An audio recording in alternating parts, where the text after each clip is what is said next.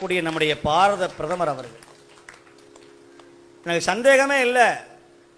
நான் கூட நினைச்சேன் 2024 மட்டுமல்ல, இனி வரக்கூடிய எல்லா காலமும் நரேந்திர மோடிஜி அவர்கள் தான் இந்த நாட்டை ஆள வேண்டும் என்பது என்னுடைய எண்ணம். ஏன் நான் கட்சிக்காக பேசல, ஒரு துறவியை, எங்கள் தேவாலயத்தை, எங்கள் வேதங்களை, எங்களுடைய இந்து தர்மத்தை யார் ஆதரிக்கிறார்களோ அவரை நான் ஆதரிக்க வேண்டிய கடமைப்பட்டிருக்கிறேன். அதுக்காக சொல்றேன். ஆமா, எல்லா மதமும் ஒன்றுதான், எல்லா சமயங்களும் ஒன்றுதான். நாங்கள் யாரையும் பிரிச்சு பார்க்கிறதே கிடையாது. ஆனால் எங்கள் திருமுறைகளை, எங்கள் வேதங்களை யார் ஆதரிக்கிறார்களோ அவர்களை நாங்கள் தலை வணங்கி ஏற்றுக்கொள்வோம். அது யாரா இருந்தாலும் சரி, அது யாரா இருந்தாலும் சரி. நான் கட்சிக்கு அப்பாற்பட்டவன்.